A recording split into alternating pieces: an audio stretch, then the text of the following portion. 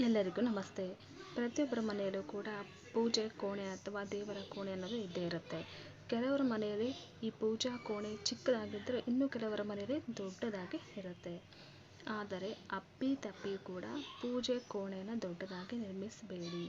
ಪೂಜೆ ಕೋಣೆ ದೊಡ್ಡದಾಗಿದ್ದರೆ ಏನಾಗುತ್ತೆ, ಬನ್ನಿ ಈ ಒಂದು ವಿಡಿಯೋದಲ್ಲಿ ನಿಮಗೆ ಡೀಟೇಲ್ ಆಗಿ ತಿಳಿಸ್ಕೊಡ್ತೀನಿ. ಎಲ್ಲರೂ ಕೂಡ ಸ್ಕಿಪ್ ಮಾಡದೆ ಪೂರ್ತಿಯಾಗಿ ನೋಡಿ.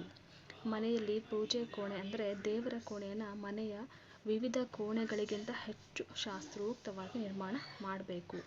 ಮನೆಯಲ್ಲಿ ದೇವರ ಕೋಣೆ ನಿರ್ಮಿಸುವಾಗ ಗಮನದಲ್ಲಿಟ್ಕೊಳ್ಬೇಕಾದ ಮುಖ್ಯವಾದ ವಿಷಯ ಅಂತಂದರೆ, ದೇವರ ಕೋಣೆಯ ಮನೆಯ ಒಂದು ಇನ್ನುಳಿದ ಕೋಣೆಗಳಿಗಿಂತ ಗಾತ್ರದಲ್ಲಿ ಮೊದಲು ಚಿಕ್ಕದಾಗಿ ಇರಬೇಕು. ಬೇರೆ ಎಲ್ಲ ಕೋಣೆಗಳಿಗಿಂತ ದೇವರ ಕೋಣೆ ಅನ್ನೋದು ಚಿಕ್ಕದಾಗಿರಬೇಕು. ಸರಾಸರಿ ಅನುಪಾತದ ವಿಧಾನವನ್ನು ಅಳವಡಿಸ್ಕೊಂಡು ದೇವರ ಕೋಣೆನ ನಿರ್ಮಿಸಬೇಕಾಗುತ್ತೆ. ಮತ್ತು ಈ ಒಂದು ದೇವಾಲಯ ಮೇಲ್ಛಾವಣಿಯನ್ನು ಮುಚ್ಚಿರಬೇಕು, ಓಪನ್ ಮಾಡಿ ಇಡಬಾರ್ದು. ನಂತರ ಮನೆಯಲ್ಲಿ ದೇವರ ಕೋಣೆಯನ್ನು ನಿರ್ಮಿಸೋದ್ರಿಂದ ಅಥವಾ ಮನೆಯಲ್ಲಿ ಪೂಜಾ ಸ್ಥಳದಿಂದಾಗಿ ನಮ್ಮೆಲ್ಲ ರೀತಿಯ ಸಮಸ್ಯೆಗಳು ಕೂಡ ದೂರ ಆಗುತ್ತೆ. ಆರೋಗ್ಯಕ್ಕೆ ಸಂಬಂಧಿಸಿದಂಥ ಮತ್ತು ಮಾನಸಿಕ ಸಮಸ್ಯೆಗಳು ಸುಧಾರಣೆಯನ್ನು ಕಂಡುಕೊಳ್ಳುತ್ತೆ. ಮನೆಯಲ್ಲಿ ದೇವಾಲಯ ಇರುವುದರಿಂದ ಮನೆಯ ಆರ್ಥಿಕ ಸ್ಥಿತಿಗತಿಗಳು ಕೂಡ ಉತ್ತಮವಾಗಿರುತ್ತೆ. ಹಾಗಾಗಿ ಮನೆಯಲ್ಲಿ ಪೂಜಾ ಕೋಣೆ ಅನ್ನೋದು ಇರಬೇಕು. ಇದರಿಂದ ಸದಸ್ಯರ ನಡುವೆ ಸಾಮರಸ್ಯ ಅನ್ನೋದು ಹೆಚ್ಚಾಗ್ತಾ ಹೋಗುತ್ತೆ, ದೈವಿಕ ಕಳೆ ಅನ್ನೋದು ಬರುತ್ತೆ. ಒಂದು ವೇಳೆ ನಿಮ್ಮ ಮನೆಯಲ್ಲಿ ಪೂಜಾ ಕೋಣೆ ಇದ್ದರೆ ಬೆಳಗ್ಗೆ ಮತ್ತು ಸಂಜೆ ಧೂಪ ದ್ರವ್ಯ ಹಾಕಿ ವಿಧಿವಿಧಾನಗಳನ್ನು ಪಾಲಿಸುವುದು ತುಂಬಾ ಮುಖ್ಯ ಆಗುತ್ತೆ. ದೇವಾಲಯವನ್ನು ಮನೆಯ ಮೇಲ್ಭಾಗದಲ್ಲಿ ನಿರ್ಮಿಸುವುದನ್ನು ತಪ್ಪಿಸಬೇಕು. ಪೂಜಾ ಕೋಣೆ ಯಾವಾಗಲೂ ಹಾಲ್ ಪಕ್ಕ ಇರಬೇಕು. ದೇವಾಲಯಕ್ಕೆ ಅದರದೇ ಆದ ನಿರ್ದಿಷ್ಟ ಸ್ಥಳವನ್ನು ನಿಗದಿಪಡಿಸಬೇಕು. ಪ್ರತಿನಿತ್ಯ ನೀವು ನಿಗದಿಪಡಿಸಿರುವಂಥ ಸ್ಥಳದಲ್ಲೇ ಕುಳಿತು ಪೂಜೆಯನ್ನು ಮಾಡಬೇಕಾಗತ್ತೆ. ಹಾಗಾದರೆ ಈ ಒಂದು ಪೂಜಾ ಕೋಣೆ ದೊಡ್ಡದಾಗಿ ಇರಬಾರ್ದು. ಯಾಕೆ? ಕೆಲವ್ರ ಮನೆಯಲ್ಲಿ ದೊಡ್ಡ ದೇವರ ಕೋಣೆನ ನೀವು ನೋಡಿರಬಹುದು. ಮನೆಯಲ್ಲಿ ದೊಡ್ಡ ದೇವರ ಕೋಣೆ ಸ್ಥಾಪಿಸೋದ್ರಿಂದ ದೇವಾಲಯದ ನಿಯಮಗಳನ್ನು ನಾವು ಪಾಲಿಸಬೇಕಾಗತ್ತೆ.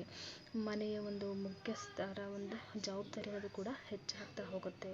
ಅಂಥ ಪರಿಸ್ಥಿತಿಯಲ್ಲಿ ಆ ಕುಟುಂಬದ ಯಾವುದೇ ಒಬ್ಬ ವ್ಯಕ್ತಿ ತನ್ನ ಜೀವನದಲ್ಲಿ ಸವಾಲುಗಳನ್ನೇ ಎದುರಿಸಬೇಕಾಗತ್ತೆ. ಎಲ್ಲ ವಿಷಯಗಳು ಕುಟುಂಬದ ಸದಸ್ಯರ ಮೇಲೆ ಅಡ್ಡ ಪರಿಣಾಮ ಬೀರುತ್ತೆ.